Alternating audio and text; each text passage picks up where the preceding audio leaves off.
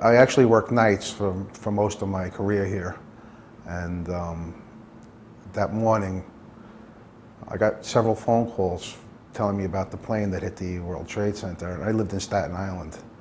I called the desk, I said, "Do you want me to go?" They were like, "Everybody, go," you know. So I jumped in my car, figuring I wouldn't even be able to get close. I got on the Gowanus, and there was a cop. They had an emergency lane, and I said, "Can I get in the emergency lane?" He's like, "No." And the Gowanus was completely shut down. It was a standstill. As soon as I passed him, I just jumped in the emergency lane and came through, and there I was right there. I pulled over and parked, and I ran down the block, and I think I was there for maybe 10 minutes. And I was taking pictures, I was making some great stuff, and everybody starts running. And I'm like, where's everybody running? And I look up, and it just looked like a movie. The building is coming down directly on me. It's the most incredible sight. I will never get that picture out of my head of the building coming directly down. Everybody starts to run. I was a group of cops. There was another photographer there, I remember, a couple of firemen. And we're directly under the building across the street. And we all ran to the corner of the building, which was across the street. And, you know, I really thought this was it, you know, this was the end here. You couldn't see not an inch in front of you. It was just completely dust, and you know, you had no idea what was going on.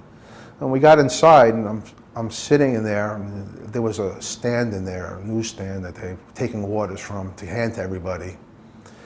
And I looked down, and I'm holding my camera, and I had another one around my neck I had a telephoto, the one around my neck, and I had the other one in my hand, and I look, it's not my camera. I had somebody else's camera in my hand. I'm like, how is this possible? You know, and the one that was around my neck, the lens was completely broken off and gone. I ran up 3 flights of stairs, and I saw a payphone, and I called the desk. And I'm like screaming at them. I'm trapped in this building across the street. And I was talking to the editor, Mike Lipak, and he's like, "All right, where are you?" I said, "I'm across the street. I'm on the 3rd floor." I said, "The second building fell. I don't even know if I can get out of this building." You know, and they're like, "All right, we're going to send somebody over." But reality was nobody was coming. You know, there's like, you know, I just had no idea how terrible this was. I mean, you know, I go to sleep at night, and I can see, I see that building coming down. Like, you have no idea. It's like a movie from like the Inferno when you see the building coming down. It doesn't look real, but it was real. There's no way I should be sitting here. There's no way.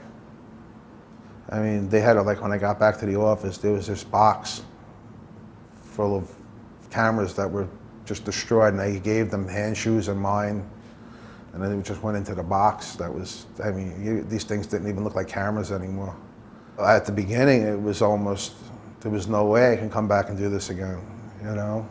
I mean, I was really, it's just, I didn't think I was going to come back, but, you know, it was my job. It's what I know. It's what I do, you know, and I'm glad I'm back. I mean, this is what I do. This is what I am. I'm a news photographer. There's nothing you can do. This is what I do. I couldn't see me doing anything else. It was my dream job. It's what I wanted to do since I was 9 years old. I got the job I wanted, you know, and I'm not going to change. As long as there's a paper, I'll be here.